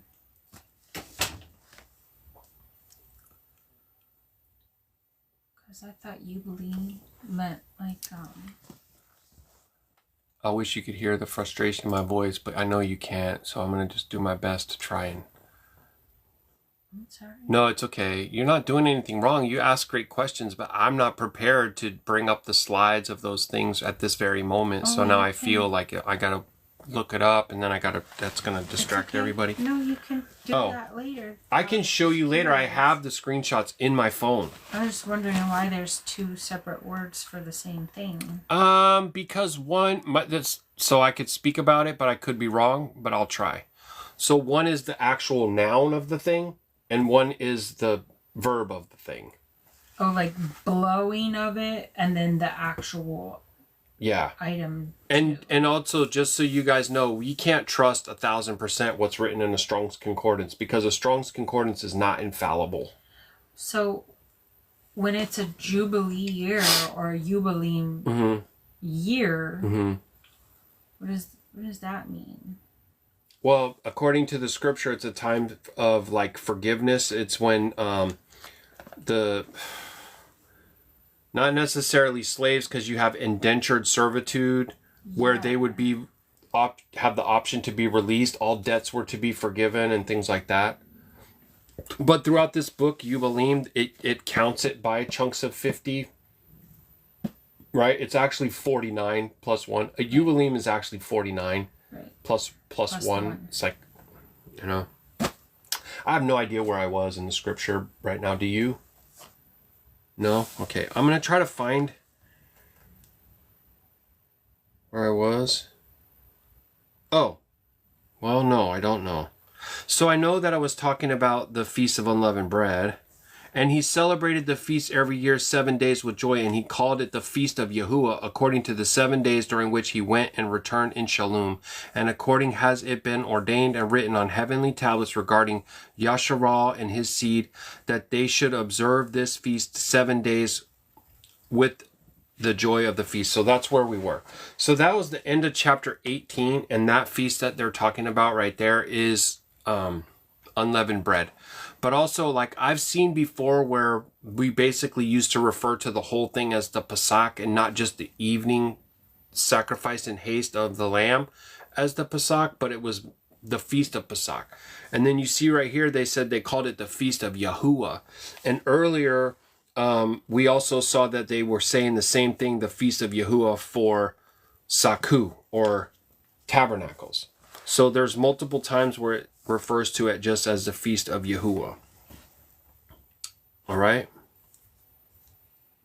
Okay, I do want to try to get 2 more chapters in. I don't know how long I've been live. Do you? Honey? Oh, is your little cow in the shot with me?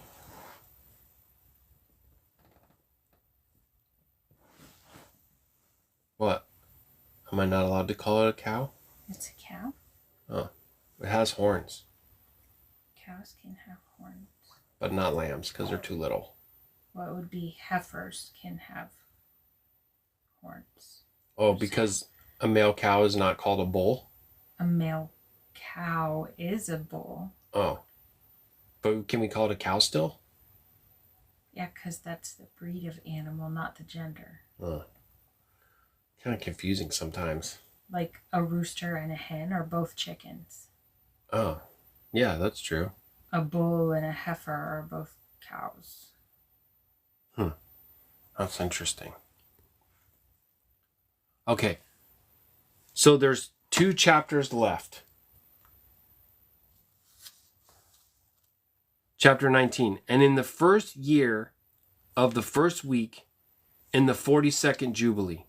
So before I was doing this, where I was trying to calculate this out, I'm not claiming it's exact. It's my understanding. I've seen some people argue it because there's this verse that says that a person was 127 years old and that it was 2 Jubilees and 4 weeks and a year. And so they're like, oh, a Jubilee is only 49. I don't fully agree with that, so I can't say that it's 100%. But we have more of a timeline now with this than we ever had before of these different events. So it just said that it was the first year of the first week of the 42nd Jubilee. So 42 times 50. I can't see anything. I'm going to try to do 42 times 50. Some of y'all can do it in your head. 2100. And then it looks like it's saying it was only the first year of the first week. So is that 7 plus 1, or is that just the 1 of the 7 that we're adding to it? I don't know exactly. Okay. But so just so you know, you can get kind of a time frame, and you can look at things like the Garden of Eden, births of different people, and it's giving you basically dates from the time of creation. So the whole span of redemptive history, we're only in 2100 and something, 2100 and change, okay? And you're going to see different people have different answers for that. And I believe that a week in Yubalym represents 7 years. A Yubalym represents 50 years. And then there's that 1 additional year that's there. It says, Abram returned and dwelt opposite Habram, that is Kiryat Arba, 2 weeks of years. So he stayed in Kiryat Arba for 2 weeks of years. That's 14 years. Welcome, first time here. Do I consider myself an Israelite? No. So that name is, it's kind of a loaded question, and I know you don't know this, but you have Isis, Ra, and El. These are 3 demons that constitute that one name. Okay? So I would say I'm not Sarim. I would say I'm Qadashayam, which is the righteous peoples. My righteous peoples, Yahuah would say, from his perspective, my righteous peoples, Yashar'Al.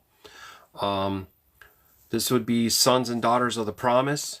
This would be those who guard the commandments, who believe in Yahusha HaMashiach, that they call the Messiah. But we're not put into boxes by religious institutions because they're all leading people astray with false teachings, false doctrines, and unclean lips. But welcome, and I hope you stick around and you can ask more questions, and yeah, hope that helps. Okay. In the first year of the 3rd week of this Jubilee, the days of the life of Sarah were accomplished, and she passed away in Hebron. And Abraham went to mourn over her and to bury her. And we tried him to see if his Ruach would remain patient, and if he were not indignant in the words out of his mouth. And he was yet again found patient in this, and was not disturbed. For in patience of the Ruach he conversed with the children of Chet, to the intent that he should give a place in which to bury his family.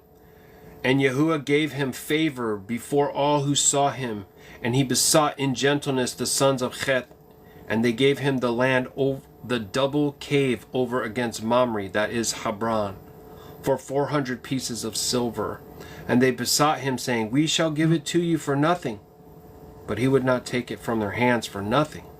For he gave the price of the place, the money, and he bowed down before them twice. And after this, he buried his unalive in the double cave. And all the days of the life of Sarah were 127 years. That is 2 jubilees, 4 weeks, and 1 year. These are the days of the years of the life of Sarah. This is the 10th trial wherewith Abraham was tried, and was found full of Amunah, patience in his Ruach. And he said not a single word regarding the rumor in the land, how that Elohim had said that he would give it to him and to his seed after him. And he begged a place there to bury her, for he was found full of Amunah and recorded on the heavenly tablets as a friend of Elohim.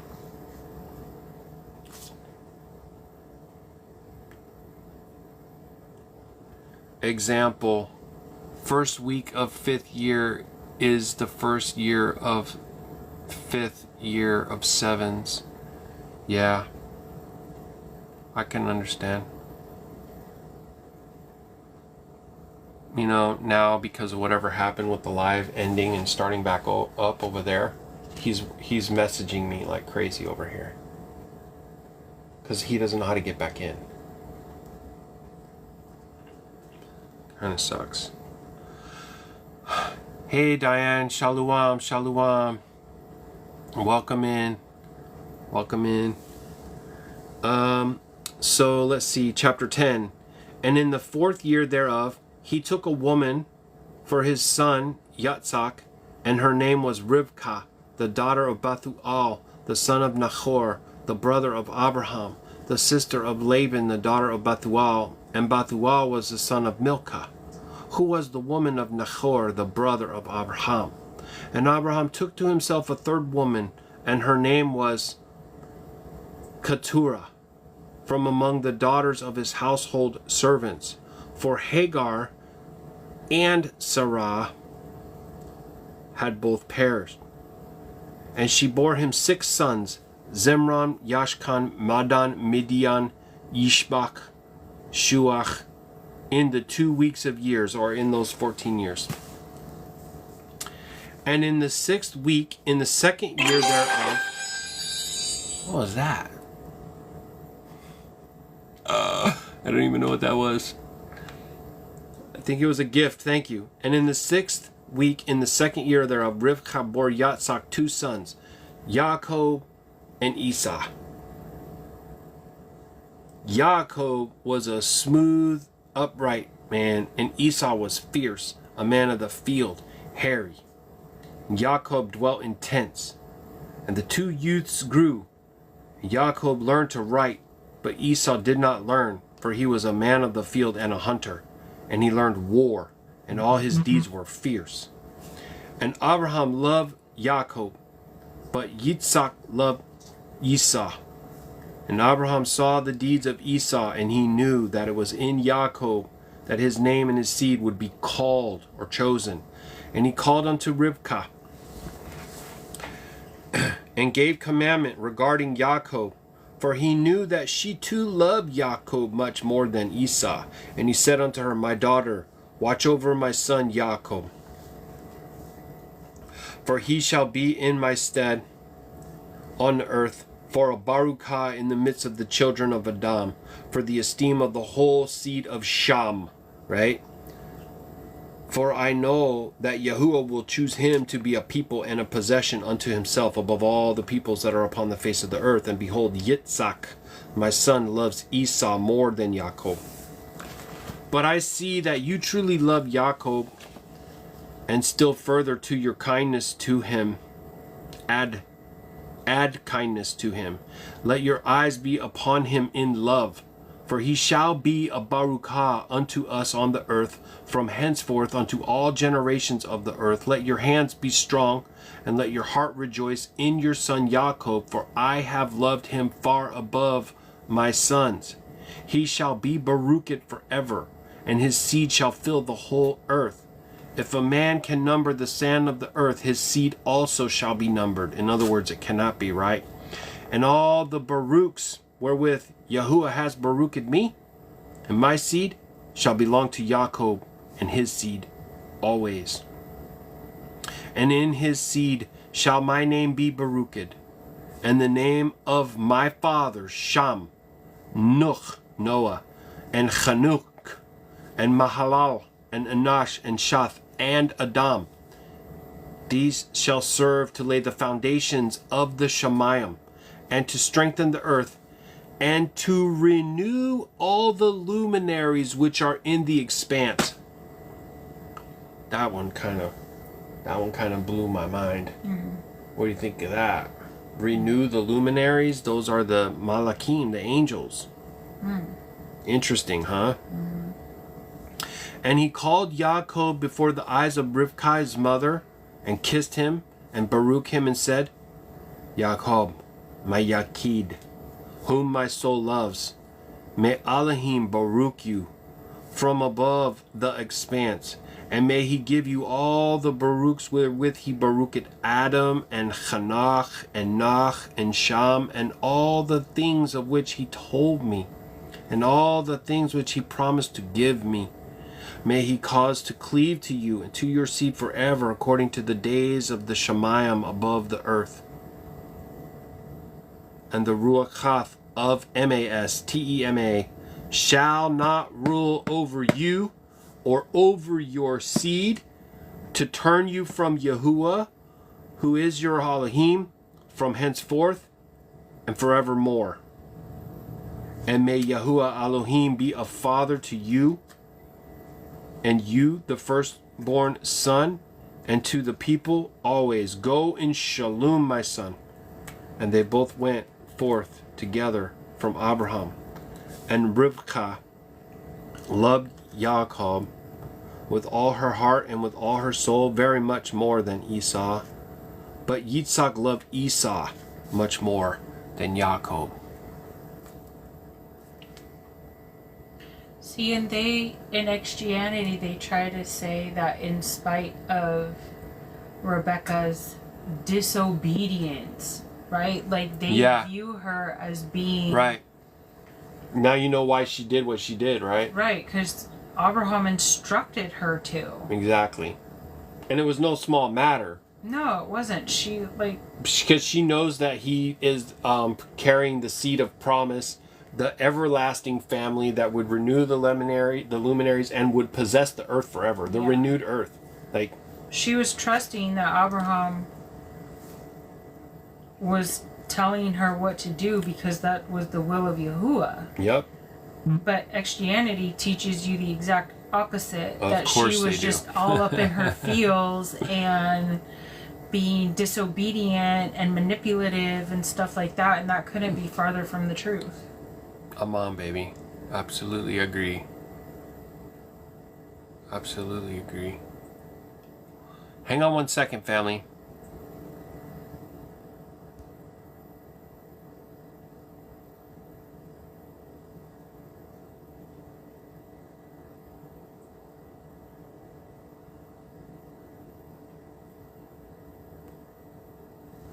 Okay. I want to just show you guys this. Okay, so this is the root word for the name of this book. Yubalym. Okay? Yod, Ua, Bat, Lamed. Okay?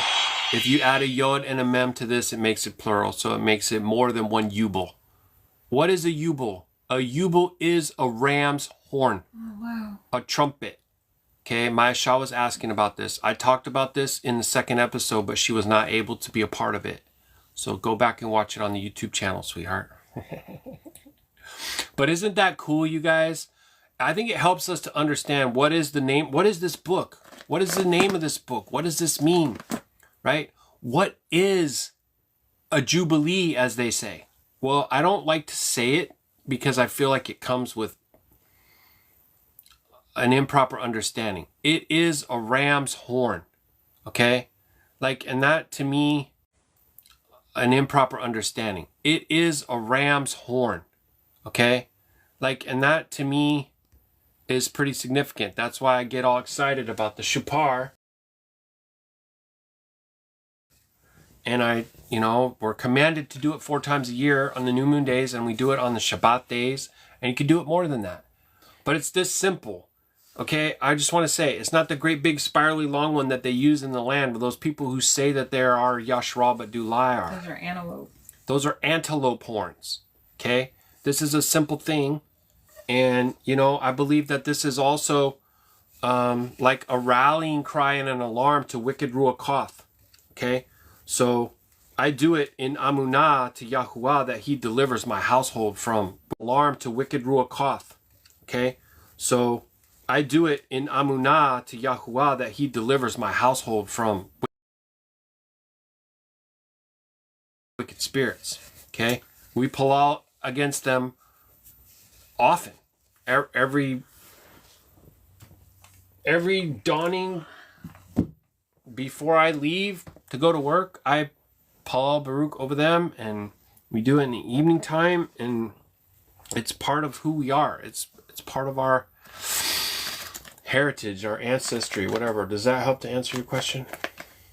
Yeah, I just I wonder if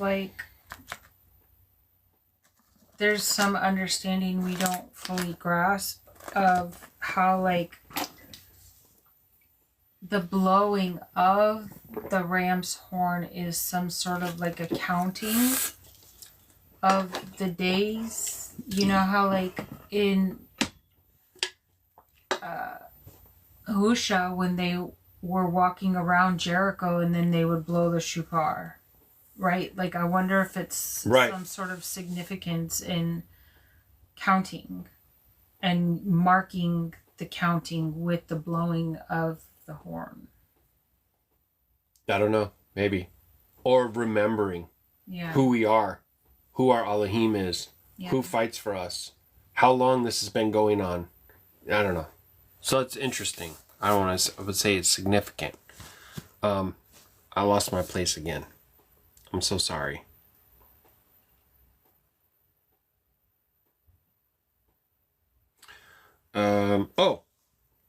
I think I finished 19. So there's one chapter remaining, okay, guys? And again, we're doing 16 through 20. So I did 1 through 5, 6 through 10, 11 through 15. Go back and watch them if you missed them so you can catch up. Okay? Chapter 20. And in the 42nd Jubilee, in the first year of the 7th week, Abraham called Ishmael and his 12 sons, and Yitzhak and his 2 sons, and the 6 sons of Keturah and their sons. And he commanded them that they should observe the way of Yahuwah, that they should work righteousness, that they should love their neighbors, that they should act in this manner amongst all peoples, that they should each so walk with regards to them as to do judgment and righteousness on the earth, that they should circumcise their sons according to the agreement which he had made with them, and to not deviate to the right hand or to the left hand from the path which Yahuwah has commanded us, and that we should guard ourselves from all fornications and uncleanness, and renounce from among us all fornication and uncleanness. It's not even that we're not supposed to do those things, it's that we're supposed to not allow those things to be a part of around us anything. You know what I mean? And that's like guarding the commandments isn't just knowing the commandments and walking in the commandments, but instructing others to do the same. You know what I mean? If any woman or maid commits fornication amongst you, I don't even know if I'm allowed to say this part on this platform.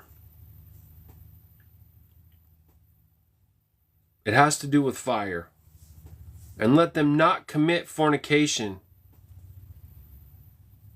with her after their eyes and their hearts. Let them not take to themselves females from the daughters of Canaan, because the seed of Canaan will be rooted out of the land. And he told them of the judgments that had come upon the Nephilim and the judgments of the Sadamim, how they had been judged on account of their wickedness and had been unalived on account of their fornications and their uncleanness and the mutual corruptions through fornications. To guard yourselves from all fornications and uncleannesses and from all pollution of chata, or transgression, lest you make our name become a curse, and your whole life a hissing, and all your sons to be destroyed by the sword, and that you become accursed like Sodom, and all your remnant as the sons of Amorah. And I implore you, my sons, love Elohim of the Shemayim and cleave to his commandments.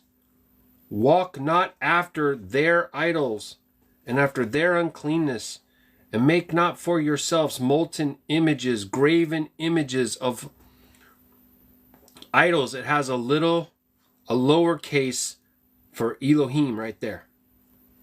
For they are vanity, and there is no Ruach in them, for they are the work of a man's hands. And all who trust in them trust in nothing. Do not serve them, do not worship them, but serve Elohim, serve Al-Yan, and worship him continually. And hope for his countenance always, working uprightness and righteousness before him. Okay. That he may have pleasure in you, and grant his chesed, mercy, and send rain upon you, dawning and evening, and Baruk all of your works which you have wrought upon the earth, and Baruk your bread and your water, and Baruk the fruit of your womb, and the fruit of your land, and the herds of your cattle, and the flocks of your sheep. And you will be for a Baruk on the earth. All nations of the earth will desire you, and Baruk your sons in my name, that they may be Baruked as I am.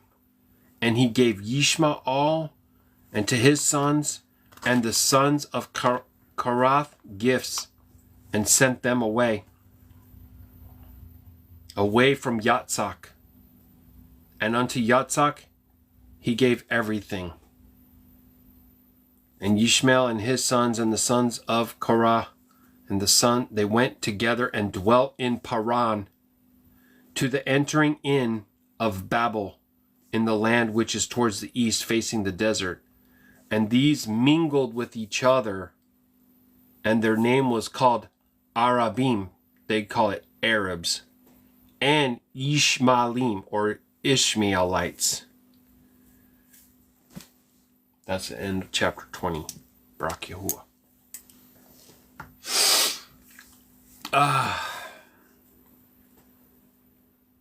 Does anybody over there have any questions? Does anybody over here have any questions? Yep, that was chapter 20. You're correct. How was the connection this time, Damon? Did everything go okay?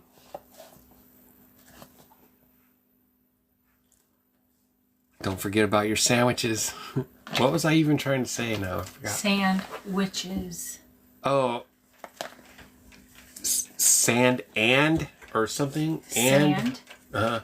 Which is in the...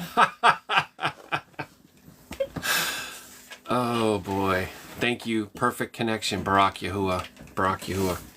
Alright, so I am gonna palau. Abinu's palau. And I just realized that I never even blew the shupar.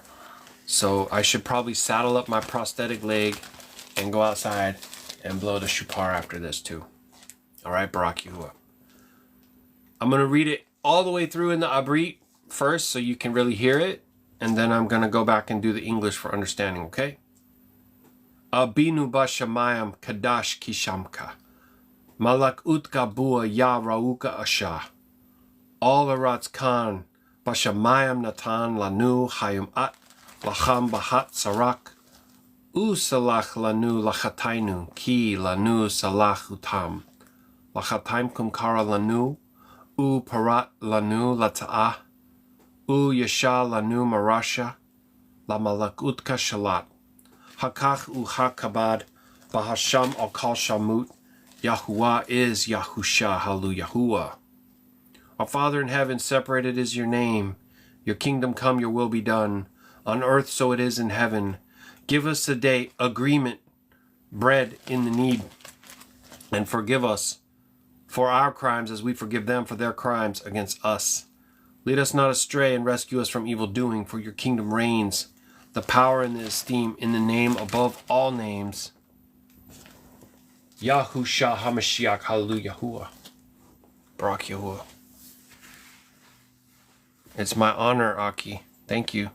So I'm going to just move some things around and put on my leg, and I'm going to go outside, and I'm going to blow the ram's horn, right? The shupar, the tubal. My Yasha was like, well, what's the difference? I don't know exactly, especially because I don't put all my trust in the Strong's Concordance. They're both described as being ram's horn. But I do believe that the context in the scripture is such that one is the actual horn and one is the blowing of the horn. So whether or not that's true, I'm not for sure. Please bear with me because it'll take me a second just to put my leg on.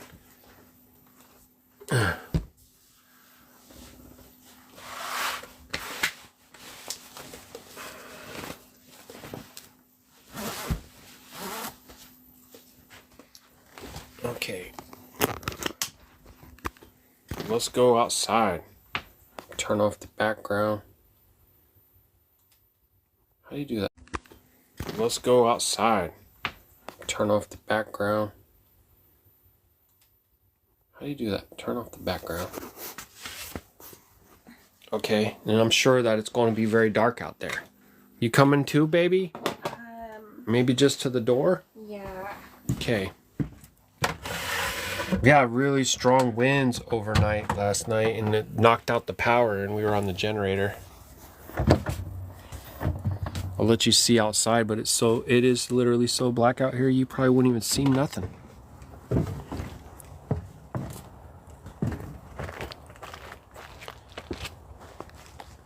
That's going to be really loud. Baruk Yahuah. Those aren't our lights, that's our lamp. Celebrate. Let me see, baby. I'm going to actually have you hold this one too, if you don't mind.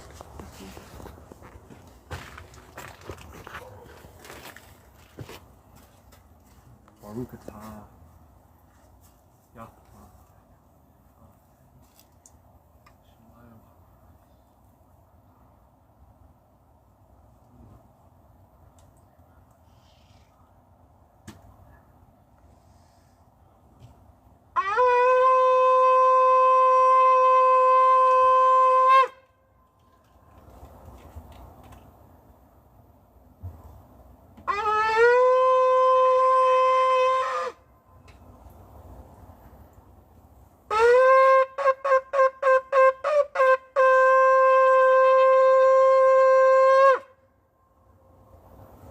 Hallelujah. All right. Baruk Yahuah. Golden Dreams, family.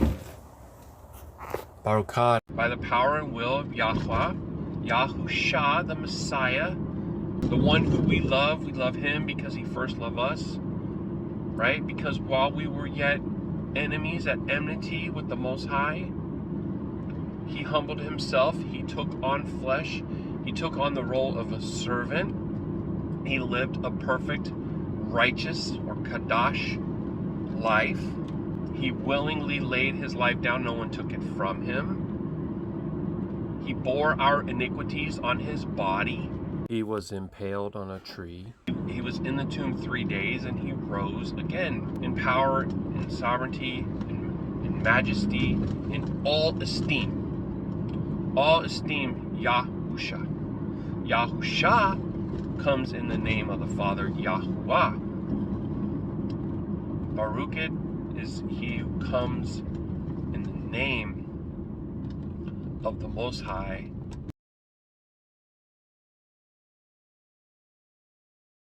Thank you so much for stopping by. Please remember to like, share, and subscribe. You'll also find the email in the description of all YouTube videos. So send us a message, a praise report, a prayer request. Much love.